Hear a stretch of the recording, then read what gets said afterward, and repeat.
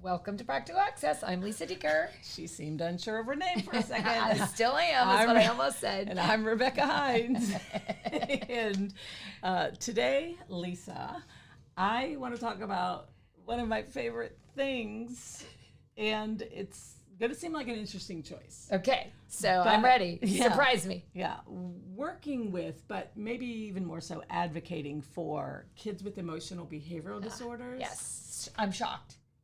I know, right? Is one of the things that, you know, throughout my career, the truth is my trajectory has been interesting because I have talked so much and, you know, presented so much PD on collaboration, co-teaching, etc. But my roots and my heart has always been in working with those kids whose behavior, you know, is such a barrier to their success.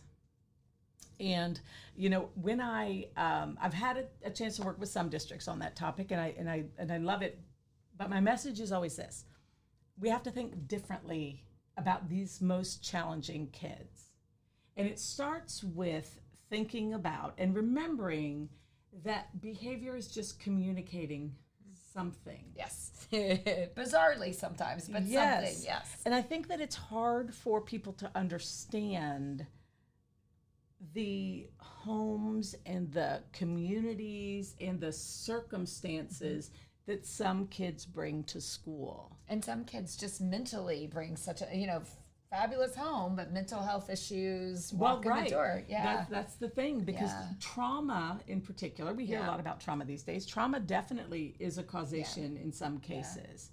You know, in my work early on as a teacher of kids with severe emotional behavioral disorders, in my classroom I had 10 boys, and out of my 10 boys, 8 had previously been or were currently being sexually abused at home. Now that didn't have anything to do with class or anything else, you know. And when a child is coming to your classroom with that kind of a situation, you know, there's no consequence you can apply that's more aversive than what they live through all the time. But now we shouldn't assume that of every classroom of kids with behavior disorders. There could be multiple reasons. There's multiple reasons. Right. So it's a very high percentage, I will tell you, of kids with severe emotional behavioral disorders who have abuse in their background. Yeah. And other situations, I, you know, had kids whose parents were, you know, drug addicts, you know, lived in complete chaos. I had a young man who was actually, you know, I ran a classroom that was very student-centered, and I really tried to teach kids to manage behavior from the inside out. And I'm not even going to talk specifically about how to run a classroom for kids with EBD today, but you know, there was a real intentional push to get kids to learn self-management, you know, and self-discipline. And I'll just add, like, the student I had who struggled the most, amazing parents. Dad was a high-ranking federal official.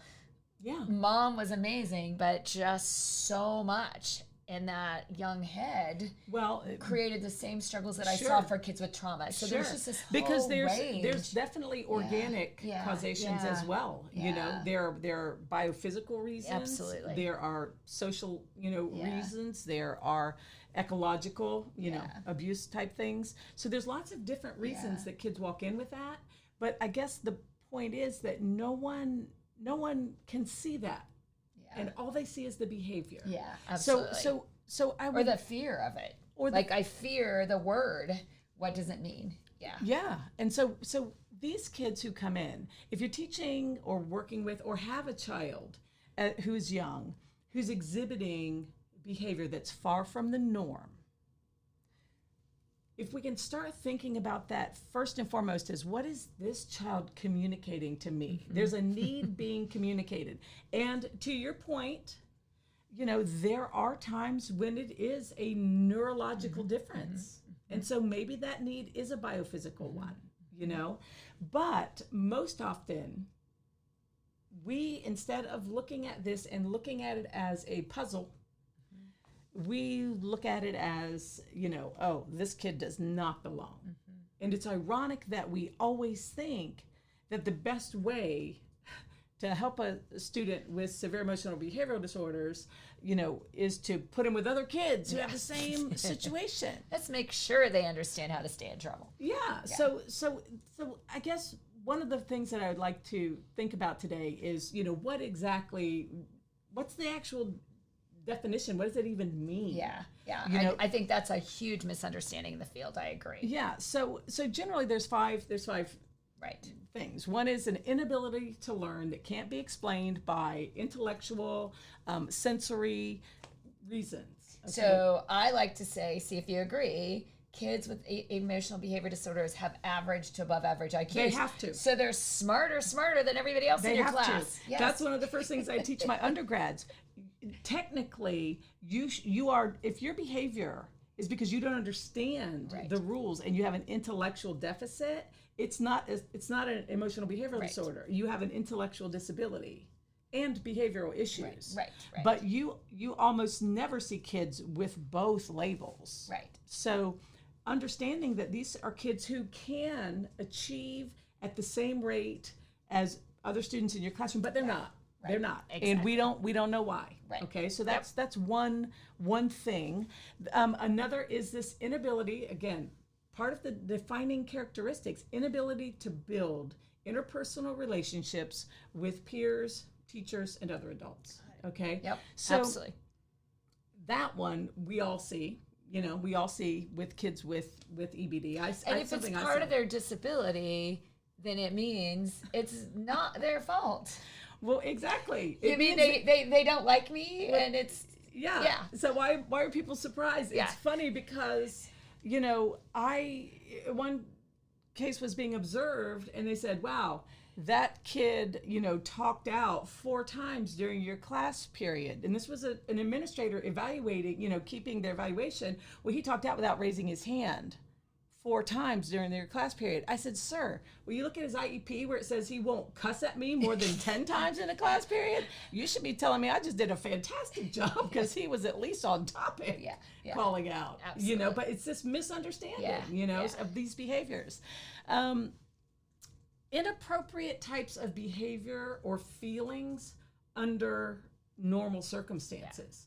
So, the student who I've had students in inclusive and non-inclusive classrooms who I will say something to them and they give me such a bizarre response. Or I have had a student jump up and say, "Why are you staring at me?" I'm like, "What?" I'm literally just teaching, you know what I mean? But they are sitting there thinking something else. And it doesn't matter. It doesn't matter if I feel like it's bizarre or, it's an interruption. It's like something's going on internally with this child that is far from the norm. This general pervasive mood of unhappiness or depression, that's a fourth. So tough. And of all of the characteristics that I've seen among all of my kids that I've worked with EBD, that is the one that is most prevalent. And it's frightening. It's increasingly more frightening. Yes, more frightening. But this mood of unhappiness or depression, I saw among all of my students. Yeah. And the one thing that it made me think of, and ever since this has bothered me, so I hope any listeners will take this to heart. If this feeling of unhappiness or depression is a defining characteristic of the disability, why are there no IEP goals written on how to help a child learn to feel more happiness? Well, or my favorite is just be happy. You're okay. Yeah, right. It's like, right. Right. I don't know how you feel happy, but it doesn't work. Yeah, absolutely. And the final, defining characteristics is this tendency to develop literal symptoms and fears in school situations, school problems. Yeah. So again, if you think of this behavior as a response to fear, you might treat the behavior differently. Right. So I'm not going to share big ideas, as we kind of close up this, but I think it's important for everyone to understand what it even means. So I don't have every solution. I can tell you that I will help anybody who wants to try to help kids with these situations. Sure. But the biggest things, if we can think differently about the behavior itself, because it's not, there are kids, there's a difference between disturbing behavior and disturbed behavior. Yeah. And we see little things. Right. We cussing. That's just disturbing. It's disturbing. Yeah. But it doesn't mean the child is disturbed. Right. Well, and I'll kind of end with kind of a quick thought here is one, I go back to normal intelligence and knowing their background and connecting with them. But I always, and again, having my own son who had Tourette's that people wanted to think was EBD, but I'm like, no, trust me. He doesn't have all those characteristics you just mentioned. Like, that's a very definite. Right. But I would always remind myself when I had students in my classroom or when I work with children, is the only thing I can change is myself. Right. I can't change that kid feels unhappy. And I can teach that kid strategies, but I have to go, and I am the high energy Mary Poppins person, but when I have a kid who's sad, I try to go where they are. Mm-hmm.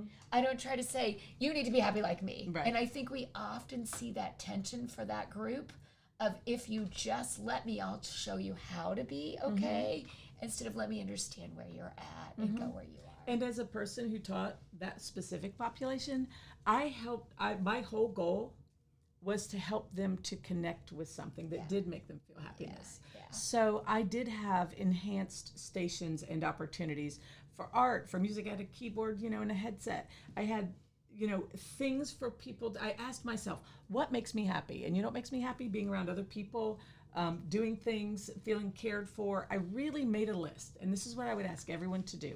Make a list of what makes you happy and ask yourself, how can I help any kid who's struggling?